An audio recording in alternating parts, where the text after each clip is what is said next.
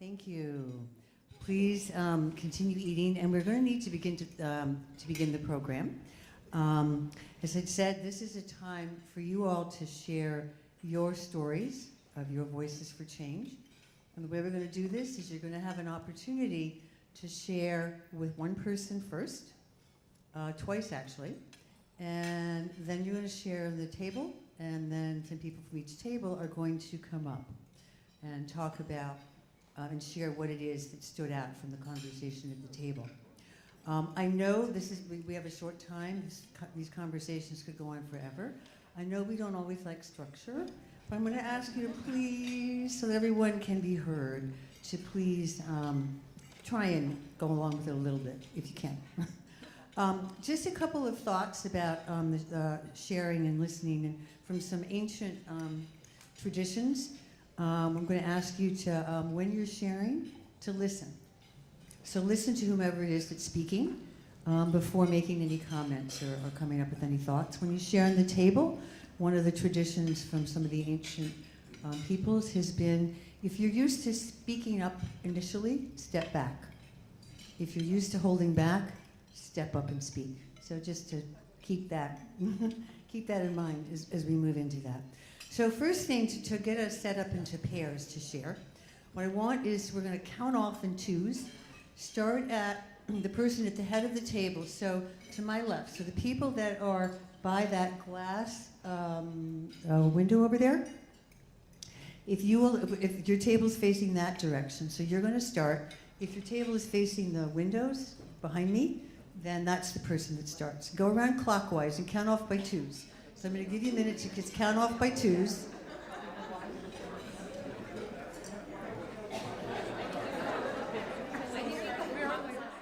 All right, so when you've finished counting by twos, just come back into quiet for a moment.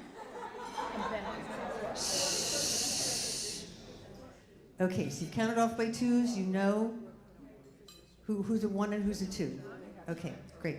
All right, so you're going to have 5 minutes to share, and yeah, clockwise. So the first question if I can find my notes here.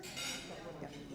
So the first question I'm going to ask you to share, to talk about is, when you were at Barnard, what were the political, social, and cultural issues of the day?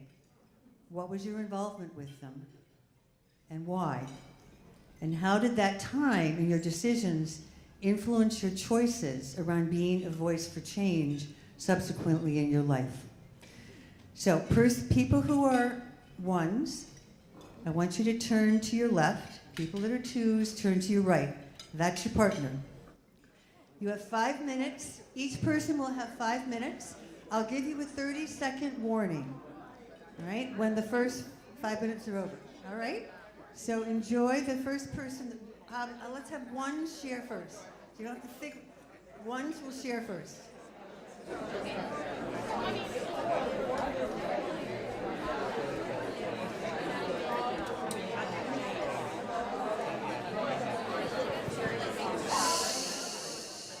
So take about 10 seconds and finish your sentence, please.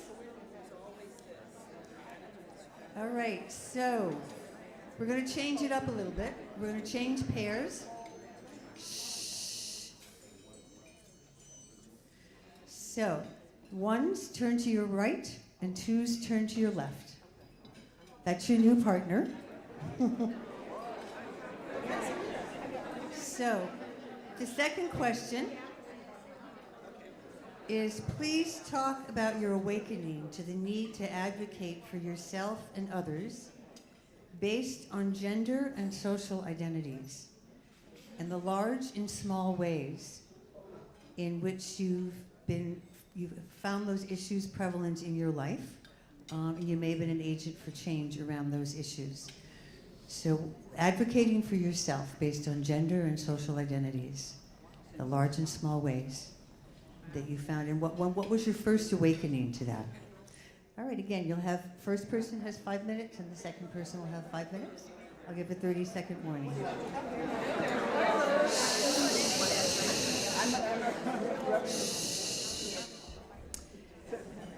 I'm sorry to interrupt the conversation. Thank you.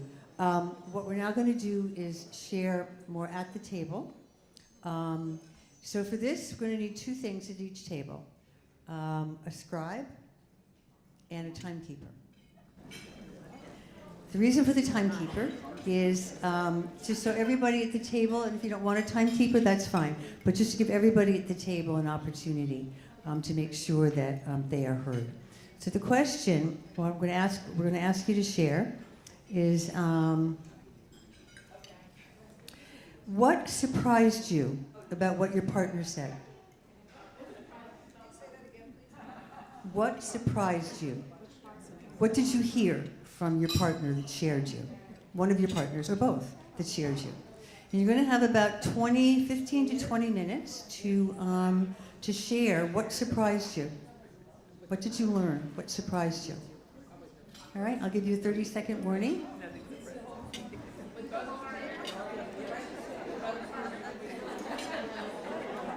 Yes. Whatever it is that surprised you in what someone said. Yeah. Yes, you're going around the table. Yes, it's a table discussion. Right.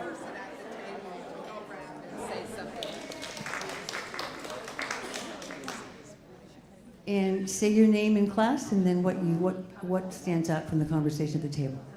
So, Caitlin Connolly, class of '08. Of course, there's some irony because I'm not a voice of 1968, but the strong women at my table told me to say that they bullied me into it. So, I think a broad theme that came out, there was some optimism about some things we've been hearing about the college of today and about how far we've come over the past number of years. Fran at my table is from 1948's class.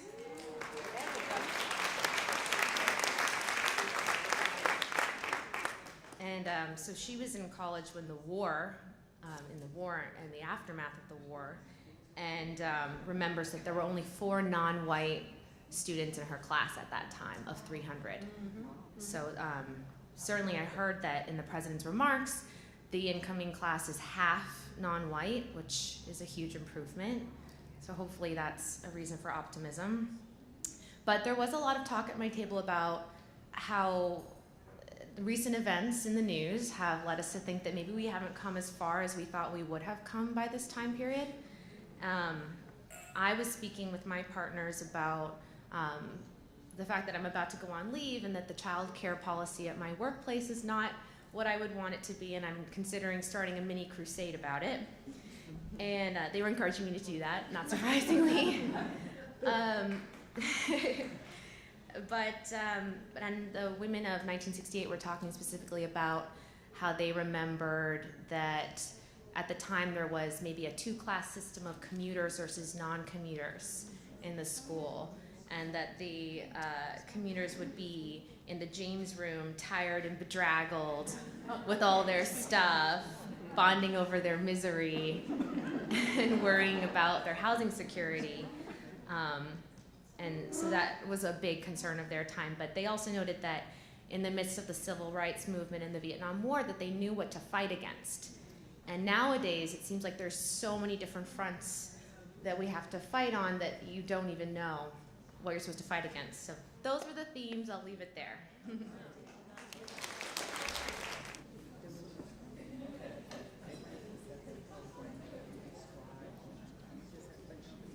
Hi, I'm Heidi Sherman, 68. I'm going to be very brief.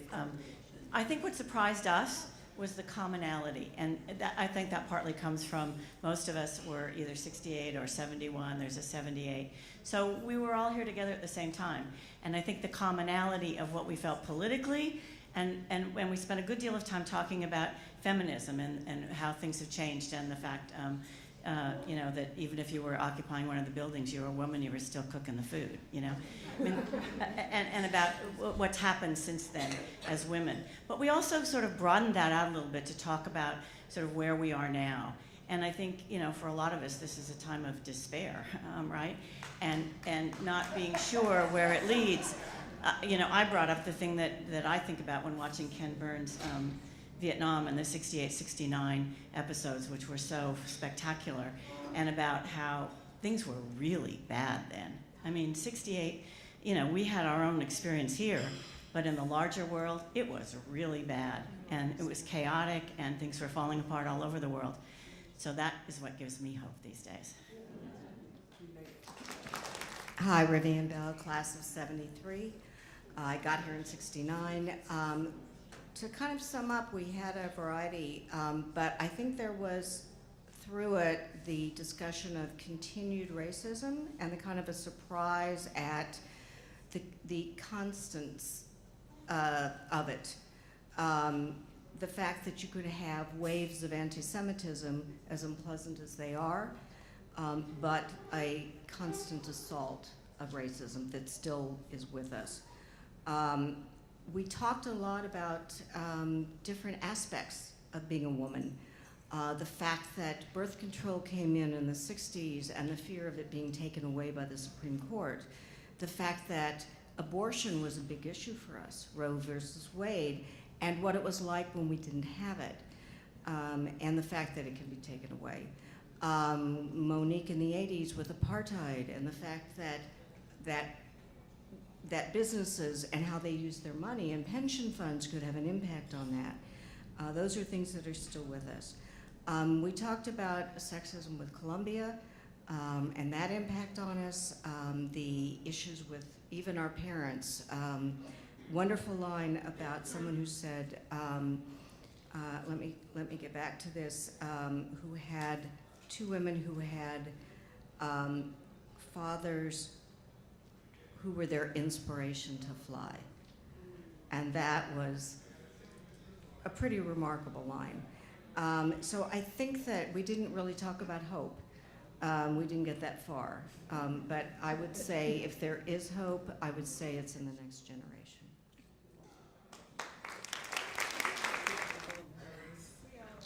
Hi, everyone. We, from the front table. What's your name? Oh, sorry. My name is Ambika. I am the sister of an awardee for today. My sister Purva Pandey Kalman is receiving an award today. Class of 98. I'm also class of 01, and a huge fan of this institution, and a student of its history. And so I was talking mainly during our meeting with Ishtar.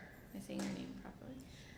And her mother was born in 1905 and taught her and instilled in her the values of being a strong woman and balancing what she wants as an individual with what the world wants of her as a woman, and the struggle that women face balancing career and family.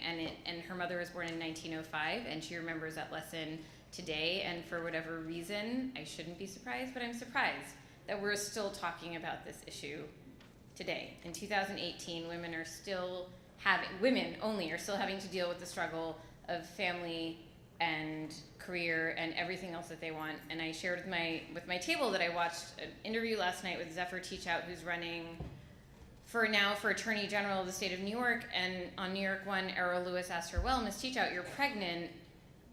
How are you going to handle that in this election? And I was just like, you know what? No, I watched New York One because I respect their reporting, and I was so disappointed with that. No one ever asks a man how they're going to deal with the demands of a child being born when they're running for office. And she handled it beautifully, but Ishtar was talking about what her mother taught her as a student and growing up, and we're still dealing with that today, and that is unfortunately shocking to me.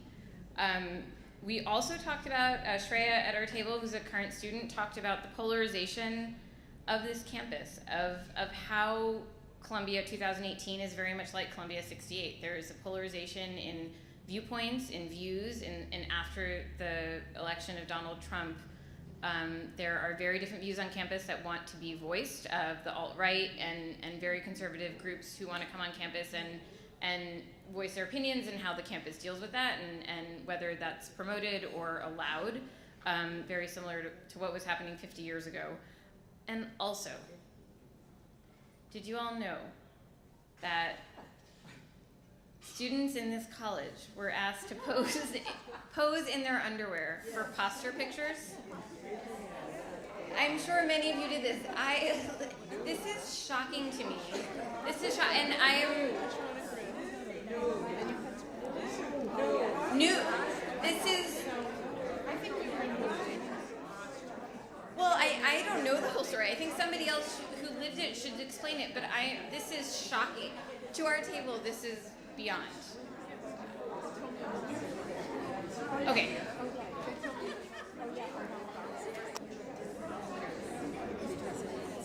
First, I want to go off schedule a little bit and thank Catherine and all the others who got this event and the others for together over the weekend, because I was somewhat of an activist and I've come to all the reunions of the 68 people, but I always have felt like an outsider.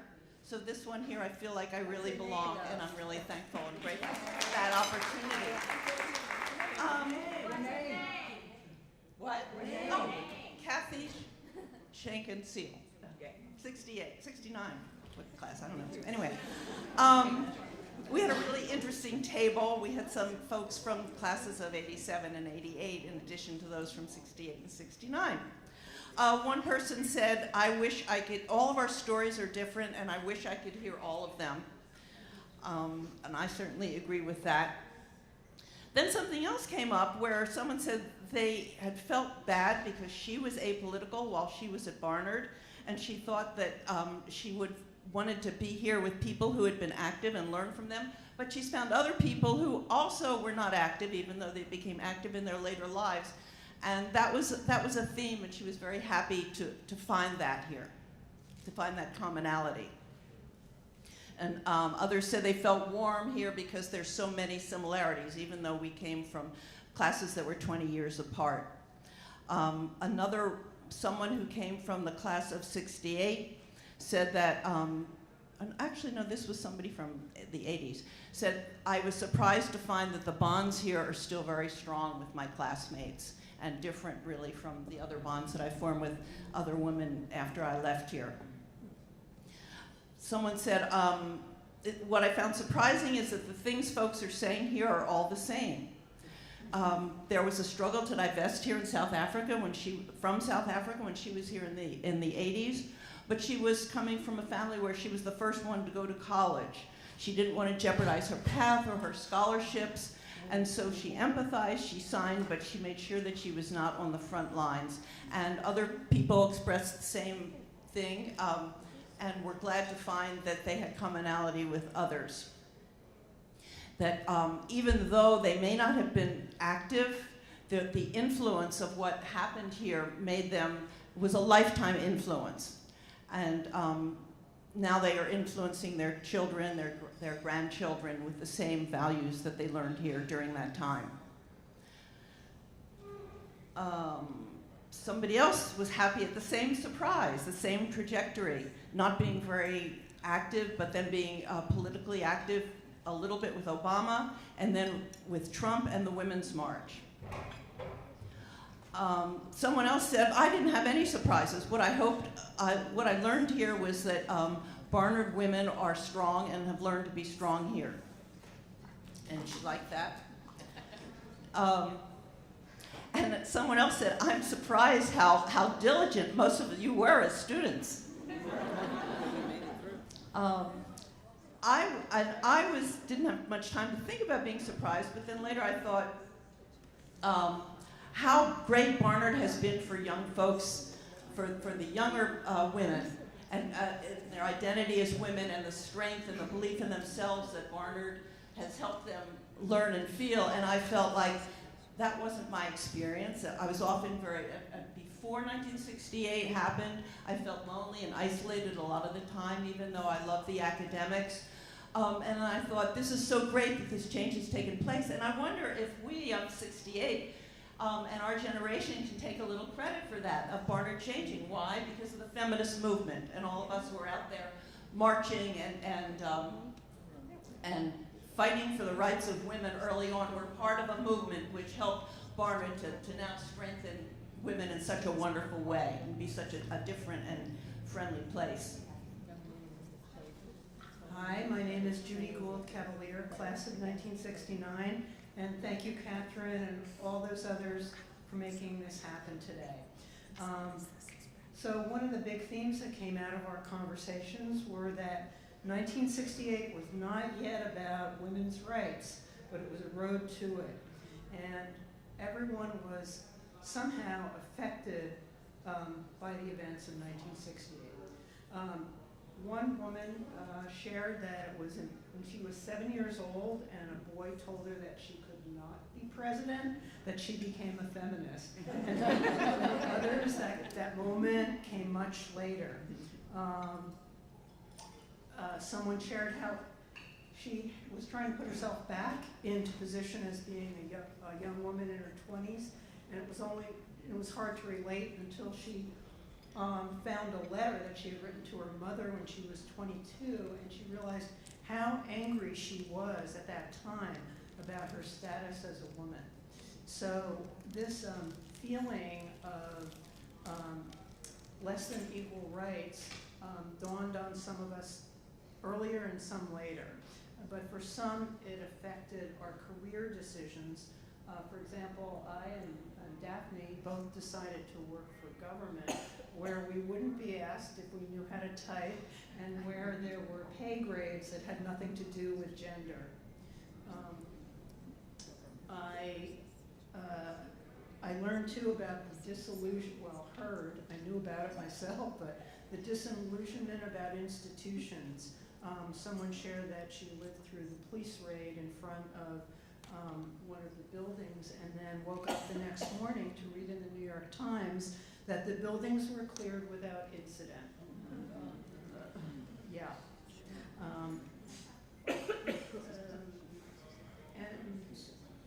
Finally, I want to acknowledge Karen, who's here celebrating her 5th reunion and as an Athena Scholar in college. And she shared with us how, and so did her proud mentor Daphne, shared with us how she's been advocating for herself and other women around pay equity since she's been out of college. And these are some of the highlights. I think we also learned that we have much more in common than our differences. Thank you.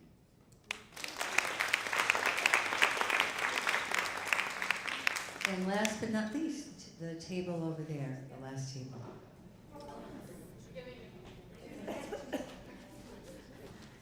Hi, my name is Linda Garfunkel. Our table was so iconoclastic and so different, we didn't stick to script, okay? So the one thing I wanted to share with you, especially to the members of the class of '68, was that how shocked those of us from the class of '68 were to meet members of the Barnard community and fellow alums who didn't hear about '68 till they got here. And this was like everything to us what happened at the end of our senior year. So that's what I came away with. And we threw out the script and we did our own thing. But what we have really to talk about, what other things we talked about, is a sophomore in high school from Cambridge, Massachusetts, who came to this with no preconceived notions. Many of us from '68 have the preconceived notions. So here she is to say the other things we talked about.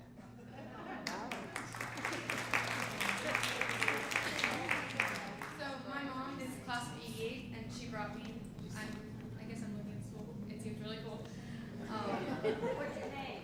Aviva Gould, and I'm 16 years old. So a little closer to the mic. So I think the main thing that I learned through this conversation was like I learned what happened in '68, and I learned about like the police riots. I heard about the thump, thump, thump down the stairs, and the police were driving the people. And at first I was like, why are they angry? Like, what are they rioting about? And they told me, and I think the most interesting thing was that they were building a gym. And like, well, okay, that's not the interesting part. But they were building a gym on the hill, like over by the park. And they were like, oh, we'll open it up to the community of Harlem. Like, it's not a racial thing. Like, everyone can use it. It's not just for the students. And they made 2 entrances to the gym, one on the top of the hill for the students, mainly white, and then one on the bottom of the hill for the community members, mainly black. And I thought that was really interesting because in my time, that like just wouldn't, that would get so much backlash, and it's so awesome that it got that much backlash back then. Like, that's good. And I'm so glad that college students have been making change for like so long.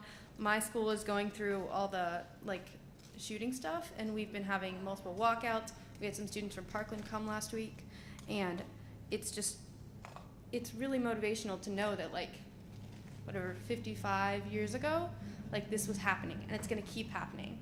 And I'm not just like the new generation that's like changing things. Like, you guys are the new generation that change things. Yeah. Thank you.